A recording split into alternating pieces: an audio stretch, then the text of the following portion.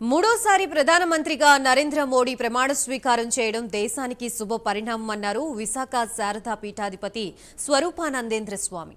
ఆంధ్ర రాష్ట్రం బాగుండాలని మేము యాగాలు చేస్తున్నామన్నారు. మాకు విభేదాలు ఉండవు, మేము స్వాములం, పీఠాధిపతులం, ధర్మం కోసమే పోరాడతాం. కానీ ఈరోజు ప్రెస్ మీట్ పెట్టింది ఎవరికి భయపడి కాదు, అది గుర్తుంచుకోవాలి.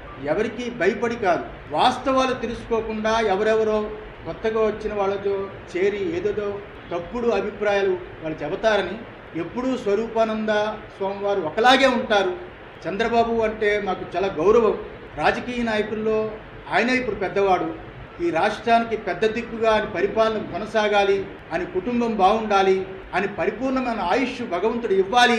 ఈసారైనా దేవాదాయ ధర్మాదాయ శాఖ టీటీడీ చాలా గొప్పగా పరిపాలన జరగాలి అని మనస్ఫూర్తిగా ఆశీర్వదించడానికి ఈ ప్రెస్ మీట్ పెట్టాను. నేను దేవాదాయ ధర్మాదాయ శాఖ టీటీడీ వరకే పరిమితమై, ముఖ్యంగా ముహూర్తాలు నాకు అదృష్టమో దురదృష్టమో తెలియదు, కానీ తెలిసిన దాన్ని ఉన్నది ఉన్నట్టుగా డైరెక్ట్గా చెప్పడం అలవాటు, లౌక్యం పెట్టడం తెలియదు. ఎప్పుడు కూడా అలా తప్పులుంటే చెప్పడమే అలవాటు. ఉదాహరణకి శ్రీశైలం ఏదైతే ఉందో ఆ శ్రీశైలం కుంభాభిషేకం చెయ్యొద్దని చెప్పింది నేను, దక్షిణాయనంలో చేయకూడదు అని ఆపింది నేను. జగన్మోహన్ రెడ్డి గవర్నమెంట్లో ఆపితే కోర్టుని మేనేజ్ చేసి ఉత్తరాయణం వచ్చింది కదా చేశారు. మాఘమాసం పుత్రనాశ అని ఉంది ఆగమంలో, శైవాగమంలో.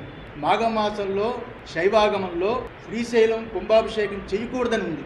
అది జగన్మోహన్ రెడ్డి గవర్నమెంట్లో దేవాదాయ శాఖ రాసి పంపించాం. ఎవరితోటి మాకు విభేదాలు ఉండవు, మేము స్వాములం, పీఠాధిపతులం, ధర్మం కోసమే పోరాడతాం. కానీ ఈరోజు ప్రెస్ మీట్ పెట్టింది ఎవరికి భయపడి కాదు, అది గుర్తుంచుకోవాలి. ఎవరికి భయపడి కాదు, వాస్తవాలు తెలుసుకోకుండా ఎవరెవరో కొత్తగా వచ్చిన వాళ్ళతో చేరి ఏదేదో తప్పుడు అభిప్రాయాలు వాళ్ళు చెబుతారని. ఎప్పుడూ స్వరూపానంద స్వామివారు ఒకలాగే ఉంటారు. చంద్రబాబు అంటే మాకు చాలా గౌరవం. రాజకీయ నాయకుల్లో ఆయనే ఇప్పుడు పెద్దవాడు. ఈ రాష్ట్రానికి పెద్ద దిక్కుగా అని పరిపాలన కొనసాగాలి అని, కుటుంబం బాగుండాలి.